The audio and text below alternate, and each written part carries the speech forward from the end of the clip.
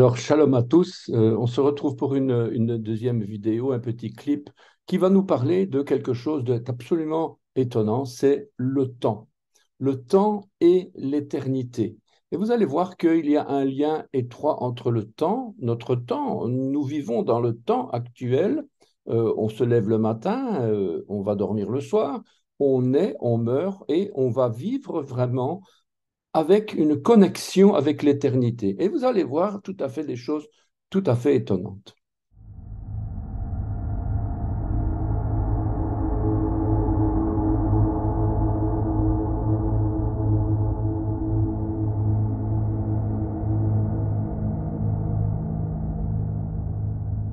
Voilà donc la pensée hébraïque du jour, une pensée messianique pour notre temps.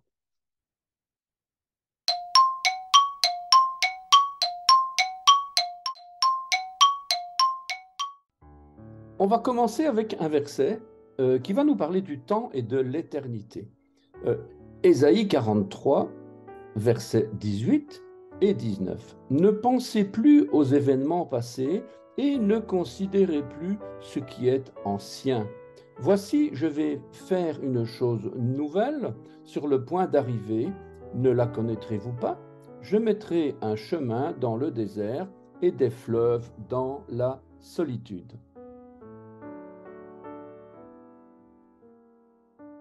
Ce texte, voici, je vais faire une chose nouvelle sur le point d'arriver. Ne la connaîtrez-vous pas? Je mettrai un chemin dans le désert et des fleuves dans la solitude. Alors, on lit de droite vers la gauche en hébreu. Hineni ose chadasha ata titzmach halo tedaua af asim bamidbar derech bi shimon neharot. Me voici faisant une chose nouvelle, maintenant elle germe. Oui ou non? Vous la connaîtrez, aussi je placerai dans le désert un chemin dans la solitude des torrents. Voilà le texte comme il est indiqué exactement dans la Torah, donc dans Ésaïe 43, 19. Alors, on va s'attacher à un moment donné avec un mot, c'est cette chose nouvelle qui va germer. Titzmach.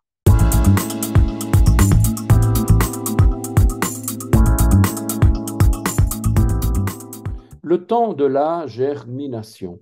Ce que Dieu fait, la conjugaison le donne sous la forme d'un inaccompli ou d'un présent continu. Lorsque Dieu fait une chose nouvelle, c'est un participe en faisant une chose nouvelle. Ce que Dieu fait, il commande, il le fait maintenant, car Dieu vit dans le présent. Par contre, ce qui germe est un temps yiktol. Yiktol, en hébreu, c'est une forme du futur ou un présent inaccompli. On est en train de faire quelque chose, c'est du futur, parce que la chose n'est pas encore accomplie. Cette chose nouvelle est faite dans le présent éternel. Par contre, elle se réalisera dans le temps terrestre, où les choses doivent prendre le temps de germer. Alors, on voit qu'il y a un processus. Quand Dieu commande, la chose existe, c'est l'éternité. Mais quand la chose se réalise, celle qui a été commandée, il va y avoir un processus qui va se réaliser. Le processus est réalisé dans le temps.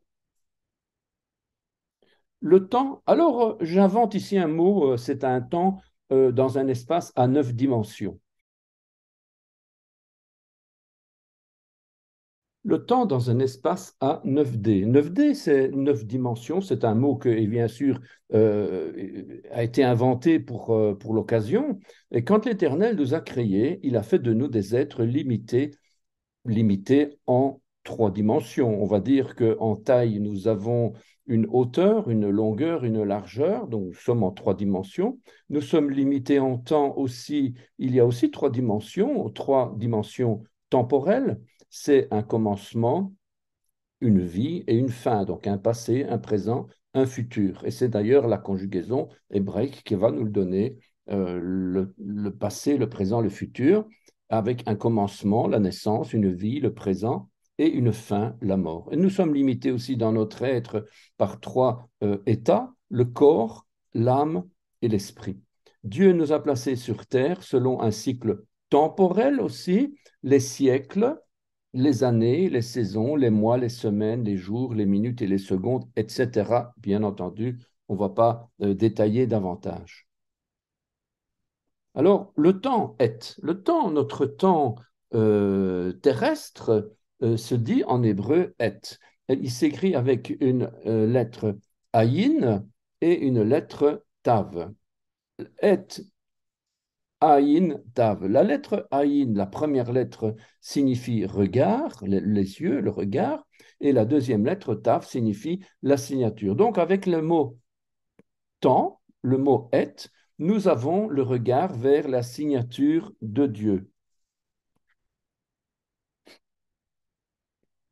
Voilà donc ici une illustration d'une horloge qui tourne à l'infini, on va dire. Le dictionnaire définit le temps, donc notre temps humain, terrestre, hein, comme une notion qui rend compte du changement dans le monde. C'est la propriété fondamentale de l'univers. On peut définir le temps par le vécu perceptible du temps par les hommes, ce qui démontre que le temps existe. Si le temps existe, ben, c'est parce que l'homme le vit. C'est parce que l'homme vit ce temps-là qu'il sait qu'il y a du temps. Voilà donc une horloge et un petit homme qui marche. Et c'est parce qu'il marche qu'il sait qu'il y a le temps.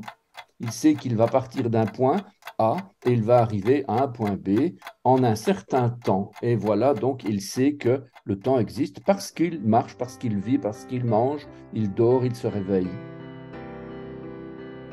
Le mot est en hébreu, ayin tav, c'est un nom féminin qui veut dire le temps, l'époque, le soir, ce temps-là, le moment, un moment, une heure, une saison.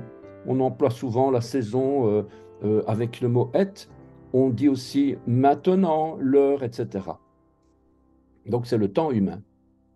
Ce temps concerne des époques d'un événement.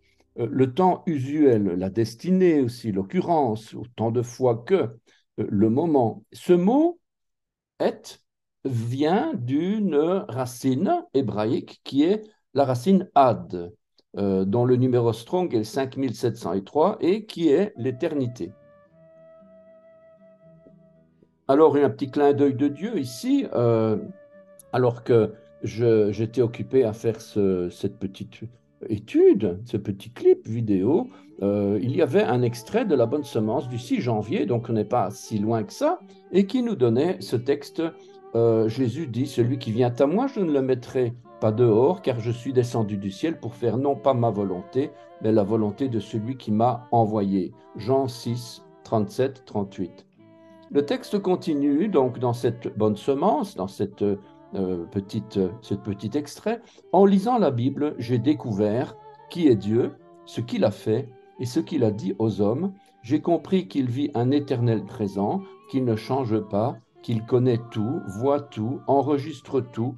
Il est bon, juste, saint, puissant, sage, patient, à l'infini. Voilà donc quelque chose d'intéressant parce que justement, on va parler de l'éternité et du présent. Et Dieu est l'éternel. Il est l'éternel et il est l'éternel présent.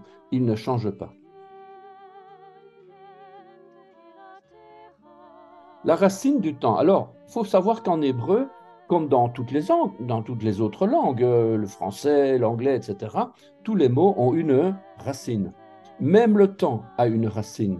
Même le temps a une racine. Et cette racine, c'est donc ad, aïn, dalet.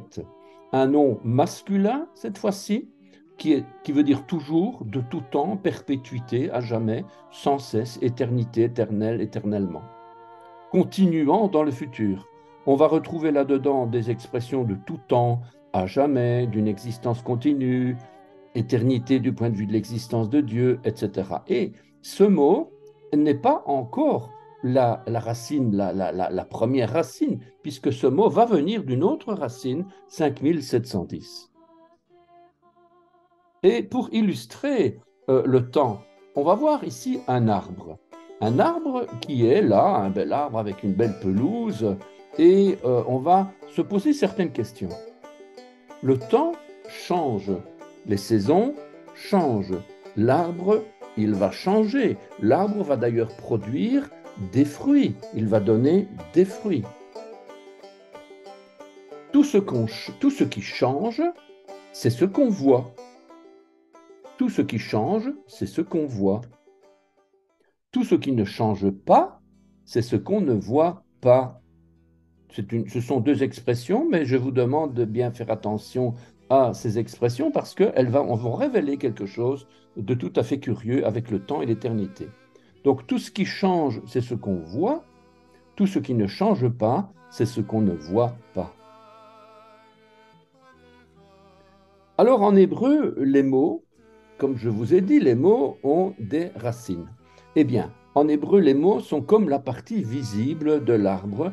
On voit le tronc, on voit les branches, on voit les feuilles, on voit les fruits, on voit donc même le changement des saisons, le printemps, l'été, l'automne et l'hiver, l'arbre a changé.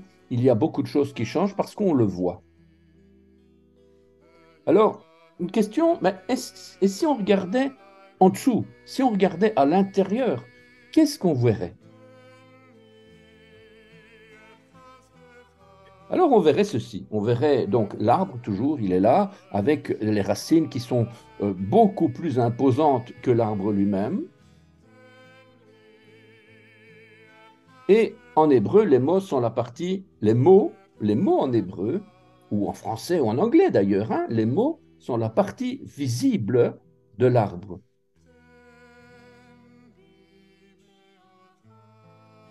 C'est une petite illustration du psaume 1 où on va voir justement que les racines vont aller chercher l'eau, les nutriments.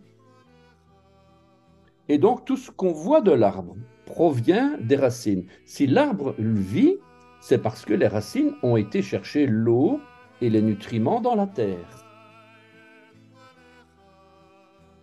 L'éternité ne change pas, été comme hiver, les racines restent invariables. Je suppose que vous êtes d'accord avec moi que l'arbre va changer été, automne, hiver, les fruits, pas de fruits, etc. Et les racines, elles vont toujours rester là. Elles ne changeront jamais.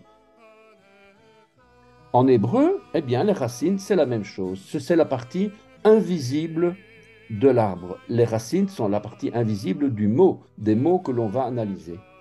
Alors, qu'en est-il du temps et de l'éternité? Puisque nous sommes en train de parler de racines, mais nous étions en train de nous poser la question sur le temps et l'éternité. Eh bien, qu'en est-il du temps et de l'éternité?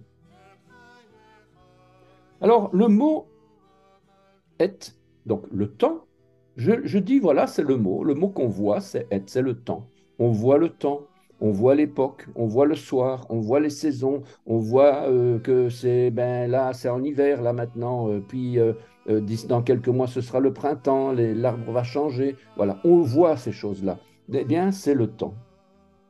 Un autre mot, c'est la racine. Eh bien, c'est ad, c'est quelque chose qu'on ne voit pas. Eh bien, c'est l'éternité, la perpétuité, sans cesse, de tout temps, à jamais. Voilà, donc, eh bien, on voit que le mot et vient de la racine ad.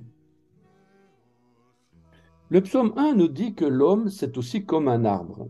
L'homme est comme un arbre planté près d'un courant d'eau qui donne son fruit en sa saison et dont le feuillage ne se flétrit point. Tout ce qu'il fait lui réussit. Alors pourquoi est-ce que c'est le cas? Pourquoi? Pourquoi justement? Parce que justement, les racines qui lui donnent la vie tirent leur source dans l'éternité. Et quelle est cette source? Ben, c'est l'eau de la vie. Alors, comment arrive l'eau à l'arbre? Ben, par la racine. C'est une boutade, bien sûr, on a tous bien compris, mais l'eau va arriver parce que les racines vont chercher l'eau. C'est les racines qui font le travail d'aller chercher l'eau, d'aller chercher tous les nutriments qui vont les apporter au tronc et puis par le tronc vers les branches et vers l'arbre. Donc, l'éternité, en hébreu, bien sûr, a donné le temps. Dans l'illustration que nous venons de voir de l'arbre, notre temps terrestre a été créé par Dieu à partir de quelque chose d'existant, c'est-à-dire quoi? L'éternité. Autrement dit, notre temps est une partie de l'éternité. Techniquement, nous vivons dans l'éternité, Dieu l'Éternel vit dans l'éternel présent. Dieu éternel vit dans l'éternel présent. C'est ce que nous avons vu dans le livre d'Ésaïe, donc dans le verset que nous avons lu juste au début. Dieu vit dans l'éternel présent. Et toutes nos conceptions humaines du temps, vous allez voir que elles vont s'écrouler. Nous avons des conceptions tout à fait erronées de notre temps parce que nous oublions que nous faisons partie de l'éternité. Comment est-ce possible? Puisque une partie de nous est éternelle, l'esprit que Dieu a mis en nous, il est éternel. Un verset, psaume 90, verset 2, psaume 90, verset 2, avant que les montagnes fussent nées et que tu eusses créé la terre et le monde d'éternité en éternité, tu es Dieu. Voilà le texte, avant que les montagnes fussent nées dans le passé et que tu eusses créé la terre dans le passé et le monde d'éternité en éternité, tu es là, maintenant, l'éternel présent, tu es Dieu. Mais il y a plusieurs types de racines. Alors, comment est-ce possible? Vous avez vu dans l'arbre, eh bien, il y a énormément de racines. Il n'y a pas qu'une seule racine. Eh bien, je prends un modèle d'une racine d'un arbre. Voilà, donc c'est une racine primaire. Une racine primaire. Sur la racine primaire, on a une ou plusieurs racines secondaires. Sur les racines secondaires ou même sur la racine primaire, on a des radicelles, on a voilà plusieurs choses à analyser. On ne va pas rentrer dans le détail biologique de la racine, ce qui serait d'ailleurs bien intéressant. On a d'une graine, une jeune tige, parce que spirituellement parlant, on a un enseignement extraordinaire qui va nous expliquer davantage encore sur la parole de Dieu. En tout cas, j'ai pris une racine unique, mais vous avez vu l'arbre, il y en a beaucoup de racines. Eh bien, on va avoir aussi un principe dans l'hébreu. Le principe de l'hébreu, c'est qu'on a d'abord une racine primaire sur laquelle sont sur laquelle viennent des racines secondaires. Sur les racines secondaires viennent des racines tertiaires et sur les racines tertiaires viennent des racines quaternaires et exceptionnellement, je pense qu'on peut arriver jusqu'à 5, ce qui est très rare en tout cas, mais le principe c'est qu'on doit toujours retourner vers la racine primaire, voilà. Mais la racine primaire est alimentée par la racine secondaire, tertiaire et quaternaire et inversement, c'est la racine primaire qui va donner la vie. L'éternité, ad, donc, n'est pas la racine primaire. On dit que le temps est vient de la racine ad. Ok, mais ce n'est pas encore la racine primaire. Et donc, la racine primaire de l'éternité, le point de départ, donc, c'est un verbe qui se dit ada. Ayin, dalet, he. C'est la racine primaire du temps. C'est la racine primaire de l'éternité. Et ce verbe signifie se parer, être paré, orné, parure, passer, ôter. On a aussi les verbes passer sur, avancer, aller, déplacer, poser sur. Donc poser sur, pourquoi poser sur? Parce que c'est le fait qu'on va poser un diadème sur la tête du fiancé, selon Ésaïe 61:10, comme le fiancé s'orne d'un diadème. On voit d'ailleurs tout à fait le hasard de Dieu, n'est-ce pas, que Ada, c'est 10 occurrences. Autrement dit, on va retrouver 10 fois 10 versets dans la parole de Dieu sur ce verbe Ada, ce qui veut dire donc que la valeur numérique 10 correspond à la lettre Yod. Et on sait que Yod représente Yeshua.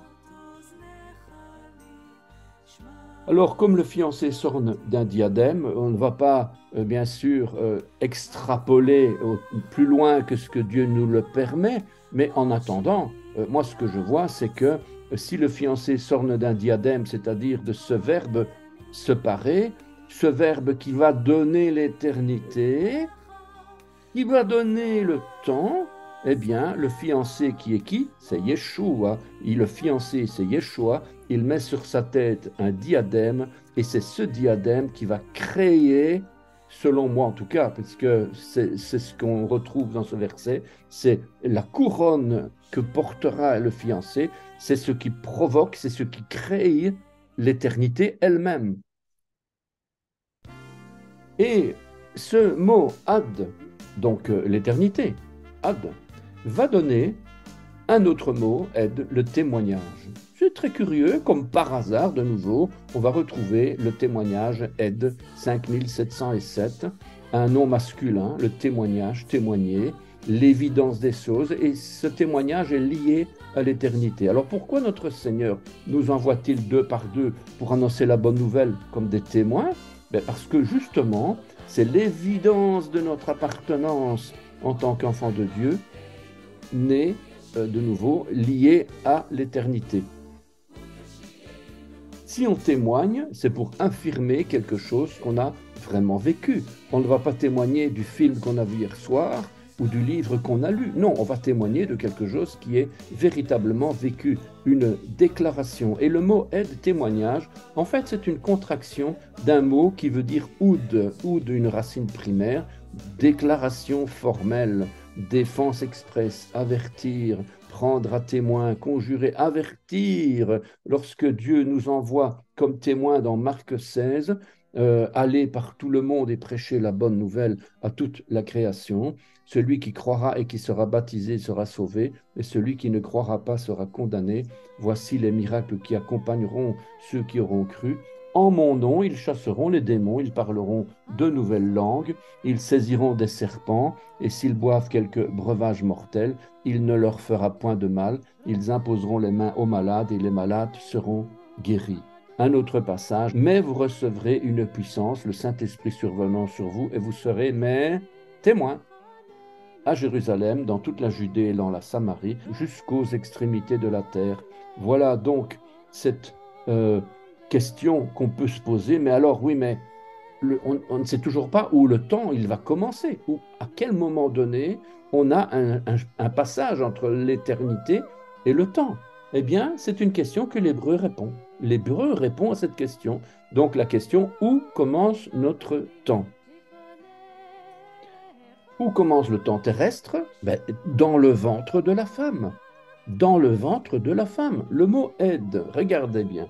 Le mot aide, c'est un nom féminin qui vient d'une racine du sens de fixer une période. Souiller, menstruation, souillure, chiffon souillé, vêtements tachés. Eh bien, donc ça veut dire que la Torah indique ici que la femme mariée est considérée comme rituellement impure pendant la période de ses règles, et cela implique une séparation physique temporaire du couple. Et on parle dans Lévitique chapitre 15, chapitre 18 et chapitre 20 de ce que l'hébreu appelle l'anida.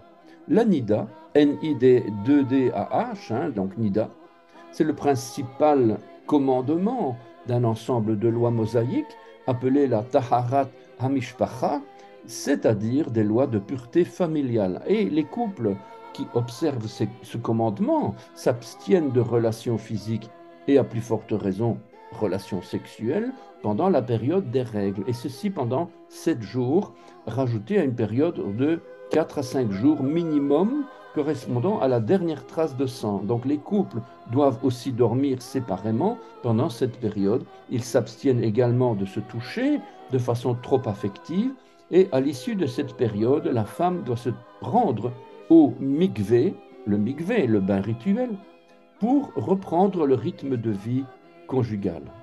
Alors, on comprend maintenant mieux pourquoi est-ce qu'il y a une séparation pour cette femme. Pourquoi doit-elle se séparer du monde, finalement du monde physique?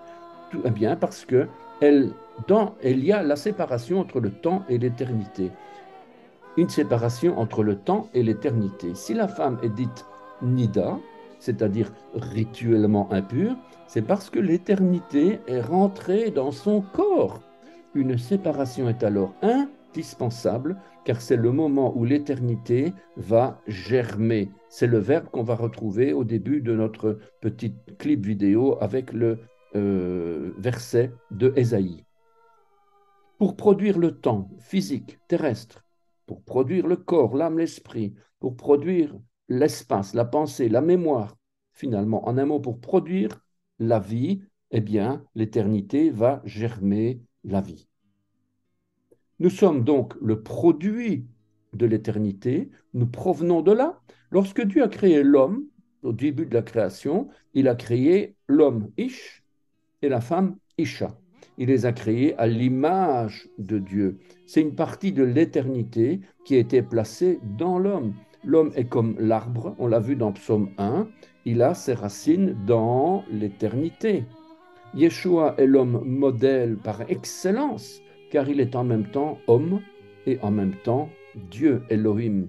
Grâce à lui, on peut retrouver cette relation avec l'Éternel et nous disons Amen pour cette extraordinaire vue du temps et de l'espace. C'est quelque chose de prodigieux, quelque chose de tout à fait étonnant où le temps finalement, on a des problèmes de santé. Qu'est-ce qu'on fait?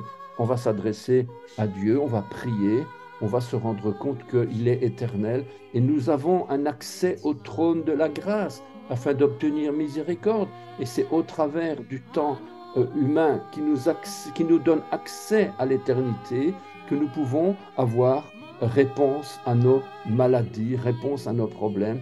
Et c'est au travers de cet homme modèle, Yeshua, Jésus-Christ, Yeshua HaMashiach, que nous avons vraiment quelque chose de prodigieux qui se fait pour nous et pour notre guérison spirituelle, guérison de génération en génération, de nos maladies, de nos infirmités. Yeshua est venu pour nous transformer et pour nous faire connaître les prodiges de sa parole avec l'hébreu. Merci en tout cas de votre patience ici.